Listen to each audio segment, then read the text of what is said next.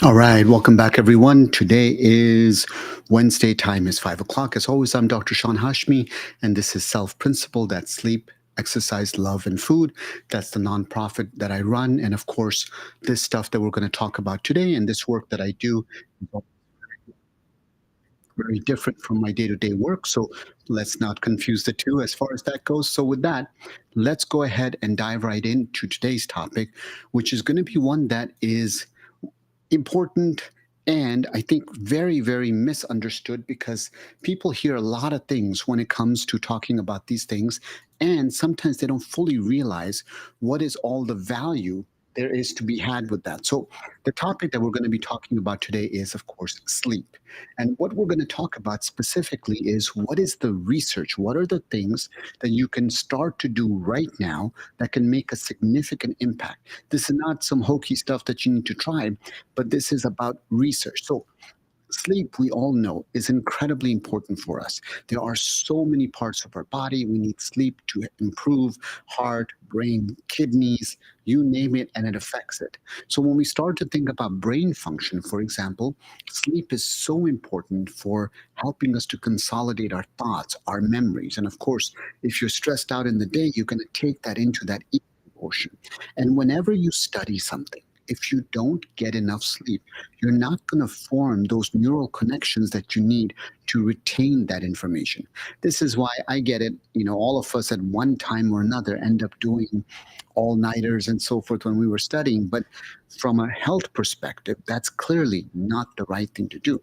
Even when we start to talk about things like blood pressure, we talk about kidney function, we talk about how do you maintain a healthy weight. All of these things depend on getting adequate sleep. And something as basic as your immune system, what happens is when you don't sleep enough, it actually makes it very hard for you to fight infections. And then the part that we don't ever talk enough is emotional well being. So, what that means is if you're somebody who suffers from anxiety, suffers from depression, or you're somebody who's just stressed, sleep will matter a lot. And that's why getting quality of sleep really makes a difference. So, with that, let's talk a little bit more in detail about the mechanisms of why sleep is important, the lack of sleep, and what are some practical things and the specific data that you can do to start really making some changes. So, let's start with the basics. Appetite. We talk a lot on this channel about health, nutrition, kidneys, and of course, weight loss. Well, it turns out that when it comes to things like appetite, when you sleep less, you're going to end up disrupting this really fine balance that you have. It's almost, you can think of it, it's like this intricate dance where there's this balance of hormones that are so critical to regulating how hungry you feel. And those hormones are things like ghrelin and leptin. Now, ghrelin is what stimulates the appetite. And what you will find is the less you sleep, the more you're going to find that your ghrelin gets secreted, which means the hungrier you get. And you also find that leptin, which helps you to feel full, is actually going to decrease when you don't get enough sleep. Now, this imbalance that you end up having leads to the problem of the next day you crave foods. What kind of foods? Specifically, foods that are high calorie, that basically are rich in sugars, refined carbohydrates. That's what happens. And if you look at the studies, you'll see that people end up consuming about close to 400 extra calories because of the fact that they're sleeping less than 6 hours a night. Ideal time, 7 to 9. The other part of this lack of sleep stuff that makes so important is the fact that sleep, inadequate sleep, actually changes the bacteria inside your gut. So, what ends up happening there is that you start to become more susceptible to pain. So, if there's anybody out there who's ever suffered from joint aches or has chronic pain for any condition, sleep is so important. And I know this sounds crazy because when you're in pain, you can't sleep. But when you can't sleep, you actually have a harder time controlling pain. So it's like this hamster wheel that you're stuck on. And it becomes really important to do the things we talk about today to focus on sleep. Now, we talked a little bit about weight gain, and we said, you get these cravings for high calorie food. You end up having less energy and less motivation to work out. So it's this vicious cycle. The other part is if you think about your ability to make good decisions, the less you sleep, the less likely it is that you will have that willpower the next day to make better decisions. Whether that means going to the gym, you're probably likely not to do that. Whether it's remembering things, you're going to have a harder time. Whether it's judgment for making the right decisions, it's not going to be as good. And you're bound to be irritable the next day. You're bound to have increased stress. All of those things will add up and lead to things like depression, things like anxiety. So sleep becomes such an important thing. And then if you talk about high blood pressure, diabetes, and obesity, those are the three biggest causes of kidney disease. So if you're talking about kidney disease, you want to know that those three things are so critical. And why do you care? Because all three of those things can occur with a lack of sleep. So let's start off with some basic studies. First study is it's kind of a scary study to understand, and this was just published in 2024. And what the study talks about, and I'll have all the references for you, so don't worry about that. But this study was done at Western Norway University of Applied Sciences, and they only had 8 healthy adult women. But what they were looking for was the changes in their blood proteins. So they analyzed nearly 500 proteins in their blood. And so what they found was that just getting one single night of not sleeping, one single night of not sleeping enough, meaning they slept less than 6 hours, it actually impacted 66 of those 500 proteins. And why does it matter? Well, okay, so it's 66 proteins. What's the big deal? The big deal is that those 66 proteins that were affected control things like your ability to clot, how well your platelets work, how well there's basically if there's bleeding and you can slow that down. So in other words, sleep has so much more impact, even on things like how well our wounds heal, how well the blood clots, how is our immune system. So now that hopefully I've scared you enough to say, hey, we all need to do a better job of sleeping, let's talk about some practical advice, not very superficial stuff, but down into the details. So the first thing is caffeine. Now look, I've talked about it. I have several videos that I've done in the past talking about the benefits of coffee, caffeinated or decaffeinated, 2 to 3 cups being the optimal amount. But here's where it becomes important. There's a study that was published in Sleep Medicine Reviews, and they included 24 controlled crossover studies. And what they were looking at was the effects of caffeine. So what did they find? This is really important. First, you should not consume coffee within 8.8 hours of sleep. Otherwise, it's going to disrupt your sleep. So essentially 9 hours to make the math easier. 9 hours before you go to bed, you should stop consuming coffee. Number 2, is that when you start to think about coffee stuff, realize everything is different, whether it's tea, tea has less caffeine for the most part. So black tea, for example, is about 47 milligrams or so of caffeine in about a quarter of a liter, so 250 mils. Coffee, on the other hand, is double. It's about 107 milligrams per 250 mils. So why does this matter? Because if you end up consuming coffee before bedtime, what you will find is in studies, on average, people slept 45.3 minutes less. So once again, consuming coffee within that 8-hour window before bedtime, you had 45 minutes less. If you looked at the total sleep time, you found that essentially you had about almost 3 minutes less of sleep for every additional hour that you took coffee closer to bedtime. So 9 hours was that magic time. So let's say you had coffee 8 hours before, 7 hours before. For every hour that you had it closer to bedtime, your sleep went down about 3 minutes. And then for every milligram of caffeine, they saw that your sleep went down around 2/10 of a minute. So not a whole lot. But the stuff that also is important is when you sleep, the time that it takes to fall asleep was also much later. So it took the folks that had caffeine within that 9 hours about 9 minutes longer to fall asleep. So not only does it take you longer to fall asleep, it messes up how long you sleep, and then it also affects the quality, the sleep efficiency, the 4 cycles going deeper, deeper, deeper, the REM sleep. All of those get affected because you had caffeine.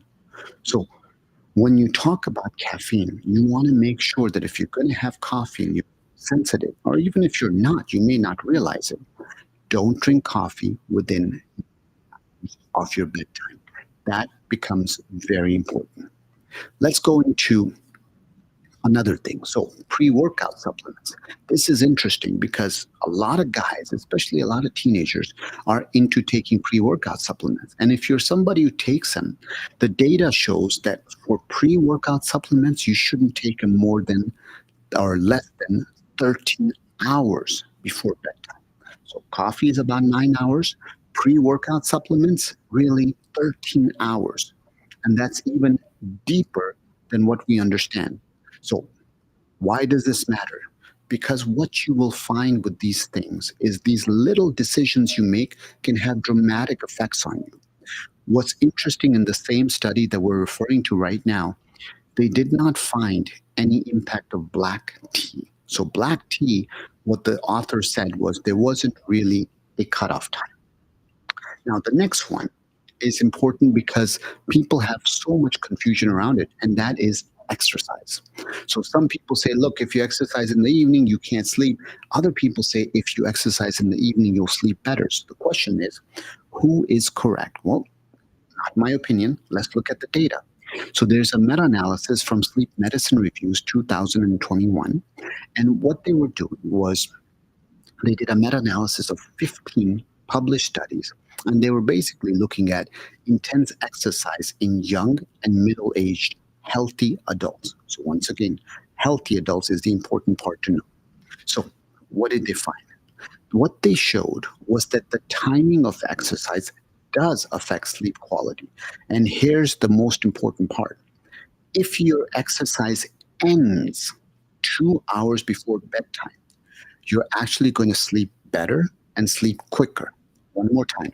If you end up falling asleep 2 hours, if you end up stopping your workout at least 2 hours before your bedtime, you're going to fall asleep better and the quality of your sleep is going to be better.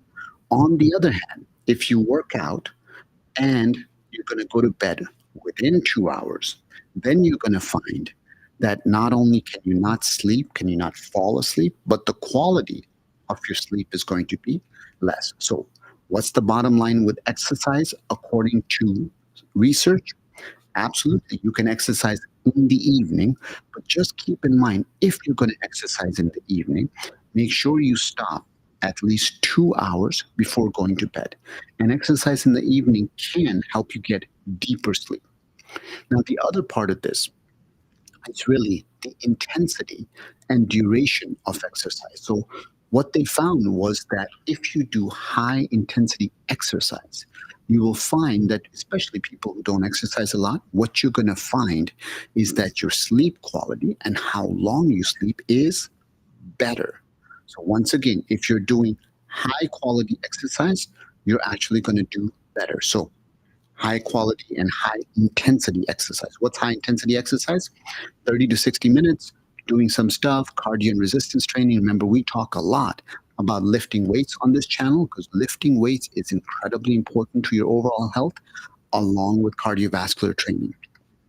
And some of the studies that have looked at, like spinning or biking or taking a spin class in the evening, they once again show exactly the same data, which is if you do it more than 2 hours before going to bed, you're not only going to fall asleep faster, you're going to fall asleep better. And some of you guys know I do jiu-jitsu, and one of the things is I take the evening class from 6 to 7 usually. And so when I get done, I come home, I'm ridiculously sore, but it really helps me sleep. Absolutely. All right, now for food. So, food is an important one because a lot of people will immediately start talking about supplements. I take this supplement, I take that supplement. But let's just talk about foods for one quick second. Some of the foods that are known to help promote sleep that can help, especially in the evening, are things like almonds. Almonds, what's interesting is they are rich in magnesium and melatonin. Both of those things will help you fall asleep and help you stay asleep. With other foods, like, for example, if you are somebody who eats meat, turkey contains tryptophan, which can increase melatonin production, which will then help you fall asleep. Chamomile tea, everybody knows about chamomile tea. Turns out it has an antioxidant that's called apigenin. And apigenin is an antioxidant that's going to help you promote sleep. Kiwis is another food that's high in serotonin, and antioxidants will improve your sleep quality. Tart cherry juice, naturally high in melatonin. Fatty fish, rich in omega 3s, vitamin D. Both of those will help regulate serotonin. And what does serotonin do? Helps you get better sleep. Walnuts, just like almonds, you'll find with walnuts that they have melatonin, they have healthy fats, and they have magnesium. So your nuts are awesome, especially in the evening because of the magnesium, because of the melatonin. And then something that was very interesting that I've heard about, but I wanted to see the data on, it's high glycemic foods. So in other words, if you consume high glycemic foods, once again, you don't want to consume them right before bedtime, but if you do it a few hours before bedtime, you will actually find that once again, the time it takes to fall asleep is better and you stay asleep longer. So there was a study, once again, this is the American Journal of Clinical Nutrition, and what they found, and of course I'll have the links to all of these, what they found was that if you consumed a high glycemic index food compared to a low glycemic index food 4 hours before bedtime, it took about 9 minutes to fall asleep with the high glycemic index food, but it took about 17 minutes on average to fall asleep if you took a low glycemic index food. So in other words, if you had some, let's say, white rice, if you did that, you would actually fall asleep faster. The big thing there is to eat it 4 hours before bedtime. On the other hand, if you ate something with lots of fat, for example, you went to a fast food place and you had, some kind of combo, the fat content will actually reduce the quality of your sleep. So foods that are a little bit higher in glycemic index will actually improve it. So your simple carbohydrates or even complex carbohydrates will do it. But if you eat fat at night, you will find that the quality of your sleep is definitely affected. Now, bright light. A lot of us talk about bright light and we say all sorts of things about it, but some of us don't really understand how big of a deal it is. Well, turns out that when you wake up in the morning, so for example, in my obesity medicine clinic, when I start to work with patients on sleep, I always start with the morning and then work our way backwards to the evening. So in the morning, the goal is to get bright light. And the reason it matters is because the more bright light you can get to, the more it's going to help to start to push your circadian rhythm forward. And so as it does that, it's going to make it easier for you to fall asleep earlier in the evening. And there's a whole complex mechanism on how this works. Essentially, there are cells inside your retina, inside your eye, and they feed into the suprachiasmatic nucleus. And what happens is the suprachiasmatic nucleus is sort of, you can think of it like your master clock that regulates your sleep cycle, wake cycle, your circadian rhythm. And what you need is just about 30 to 45 minutes. Once you wake up in the morning, just go outside for 30 to 45 minutes. Best thing, if you got a pet, you got a dog, take your dog for a walk. Or if you can, go out for a walk yourself, just half an hour. And what you will find is that will make such a big difference in terms of your sleep. Now, if you can't go outside, you can still get exposure to light. All you got to do is get something there's light boxes that can give you the natural sunlight intensity, which is around 10,000 lux. And so 10,000 is the magic number that you're looking for. In terms of napping, people talk about napping all the time, and there's all sorts of controversy over it. But the studies show if you're an athlete, if you're somebody who works out very, very intensely, taking a 20-minute to a 90-minute nap between 1 o'clock and essentially 4 o'clock, so the afternoon, can actually help tremendously in terms of your overall performance and so forth. You just got to make sure that when you wake up, you're not about to go work out within 30 minutes. You need about 30 minutes to be able to just get out of that sleep cycle and be ready for performance. But for other people, napping is a little bit tricky because it can actually make it harder for you to get consistent sleep. So overall, for napping, it looks like for elite athletes, absolutely makes sense. For us mere mortals, it's tricky. We don't really know all of the information. Now, sleep schedule. Sleep schedules are critical. You have to have a set bedtime and you got to have a set wake time. And you got to do this 7 days a week. People who try to sleep in on weekends, they absolutely mess up their circadian rhythm. And once they do, it actually takes quite a long time to be able to get back. So what we know is the more variability you put in the week. In other words, let's say you wake up at 6 a.m. 5 days a week, Saturday and Sunday, you always end up sleeping in.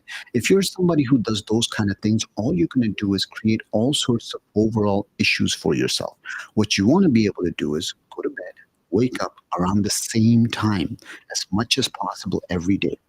And when people talk about this idea, it's okay that I didn't sleep well, I'm going to catch up on the weekends. Well, it turns out you really can't catch up. In fact, for every 1 hour of sort of sleep depth, in other words, instead of sleeping 7 hours, you slept 6 hours, so you're missing about an hour.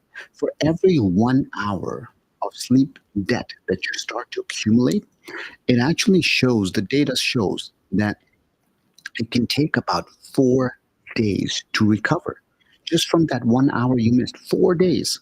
So every time you're thinking about sleeping less, realize how long it's going to take you. In fact, if you wanted to say you want to eliminate all the sleep debt, it's going to take you a total of 9 days. Total of 9 days to completely get rid of sleep debt. So once again, if you're somebody suffering from sleep issues, schedule makes sense. And then the last sort of item that I wanted to talk about, which I thought was kind of interesting, is keeping your socks on. This is like a really old myth and so forth, but turns out there's some really good data behind it. So it turns out that if you were to warm your feet before bedtime, whether that's foot baths, that's heating pads, that's wearing your socks to bed, what ends up happening is that you will find your sleep latency, the time it takes to fall asleep, and the quality of sleep is better. How do we know? There's a study for that. So there was a study, they took 6 young males, and they basically had 2 conditions for them, with and without feet warming. And what they found was that the people who essentially warmed their feet, they were able to fall asleep 7.5 minutes faster. So if they warmed their feet or if they wore socks, either way, they were able to fall asleep 7.5 minutes faster. And the time they stayed asleep was 32 minutes more than if they didn't warm their feet or wear socks. So once again, such a simple thing of being able to keep your feet warm before bed makes a difference. And what they found was that not only did they sleep earlier, they slept longer, the number of times they woke up went down, their sleep efficiency went up by about 7.6% to be exact, and there wasn't any other changes. Their body temperatures weren't different, their skin temperatures weren't different, their heart rate wasn't any different. So a simple thing like just putting on some socks can make a difference. All right, this has been a whole lot of information for all of you guys. So if you watch this live, I would strongly recommend going back, listening to it again so that you can get a chance to understand all of the different information that's there for you, because there is a lot of information. But the important thing is you don't have to do everything at once, wherever you are, whoever you are. Just get started and do something. And that in itself will make a difference. All right, with that, let's go to the questions and let's see if there's any questions I may answer for you. If you do, just pop them in the chat and we'll get to them. So let's see. Somebody asked a question. It was Stephanie. Stephanie said she would like to hear on fibrillar GN or point me in the direction where I can research it for myself. So, Stephanie, great question. We can certainly talk about it. And PubMed is a great source. It's absolutely free. And if you go to PubMed, PubMed, you can actually look it up and see all of the studies on there. If you have anybody in the healthcare field, we all use a database called UpToDate, UpToDate.com. That's the one we use because it sort of summarizes everything for us and makes it a lot easier. Netscape is another great source to look. So, Stephanie, you got lots of resources, and most of them are free except for UpToDate. Let's see. D. Dutton said, do the kidneys produce more clotho during sleep, during dietary phosphorus restriction? So this is it's a little bit of a tricky topic because there are so many things that will affect clotho production. So let me get some research for you guys. I'll present it next time, but it's a little bit more complex than a simple yes or no. Let's see. Zonra said, for years I've been taking magnesium glycinate for all of its health benefits. Yeah, it definitely. So glycine helps with sleep. So the answer is yes. Magnesium glycinate will help with sleep. In terms of, I started taking it upon learning it can lessen the severity and occurrence of migraines. Yes, magnesium can absolutely help in terms of migraines as well. And then P99 said, hello, Dr. Hashmi, what are your thoughts on anti-IL-11 therapy to cure CKD? Do you think it has a good chance of becoming approved in the next 5 years? It's a great question. You know, I don't know enough about it to be able to answer that question. I'll do some research and see how much data there is, but I haven't heard too much buzz in the journals and the literature that I've been reviewing. So let me come back to you. Beth said, thank you, doctor. Are potatoes good to eat with CKD stage 3B? So the answer always is when you're talking about individual foods, what we do is we always say, look, just get a blood test. When in doubt, get a blood test and it will answer your question of whether or not it's risky. Because if you're worried about things like potassium, the only way to know is to go and do a blood test. And that will always help. And then in terms of how fast kidney function will decline with COL4A1 genetic issue, as far as that goes, that's always tough because we use your personal rate of decline as a marker to graph things out and give you an idea. And Beth said, anything to prevent gout with CKD stage 3. So remember, when you're talking about gout, it also has a lot to do with your diet, because at stage 3, you still have good filtration. So if you got issues with that, take a look at how much meat you have, how much simple sugars you have, what's your uric acid like. So we can work on your uric acid. And if that's not, the diet is not working, of course, we have medicines to be able to do that. And then Carmen Ross said, I truly hope that one of these days you will cover it says SGPL2. I'm referring to SGLT2s, and there is lots I've covered about it. Just in a nutshell, they are fantastic drugs. We use them all the time in the nephrology world. We use them in the diabetes world. They have cardiac protection. They cause weight loss. They're not without side effects, so they got plenty of side effects. And that's why you have to make sure you're working with somebody who has experience with them. But overall, they work wonderful. Valsa said hi. Hi, Valsa. And Petra said, is creatine supplements okay? Yeah, creatine supplements. And creatine will convert to creatinine inside the body. But yeah, creatine is fine as far as that goes. Just make sure if you're going to do a blood test checking your kidney function, just make sure you're off the supplements. Otherwise, you'll get an erroneous reading as far as that goes. D. Dutton said hyperhomocystinemia patients already whole food plant-based diet, high dose of methylated B vitamins, can adding omega-3, serine, and acetylcysteine or other supplements be useful? It's a great question. You know, I don't know. What I can tell you is omega-3s can absolutely help, and acetylcysteine, as far as that goes, not a whole lot that I know about in terms of whether it can add benefit or not, but certainly omega-3s can help overall. All right. time is now 5:30, and I just want to say thank you everybody so much for joining. I know you guys got way better things to do with your time than joining me every Wednesday, but we are here every Wednesday from 5 p.m. Pacific Central Time to 5:30 Pacific Central Time. Remember, this is part of my nonprofit work. I don't have any sponsors, not trying to make any money off this. I just do this as a public service. Hopefully you get out of it. The greatest thank you you can ever give me is just share this with your friends and colleagues so we can keep this work going. And with that, I will leave you with the same message I always say is, if in life you can grow up to be anything, why not grow up to be kind? So go out there, do something kind for somebody. At the end of the day, nobody will care how smart you are. Nobody will care how rich you are. They will remember how you made them feel. And so just a little bit of kindness can absolutely change somebody's day. So thank you for that. Thank you for all that you guys do to help people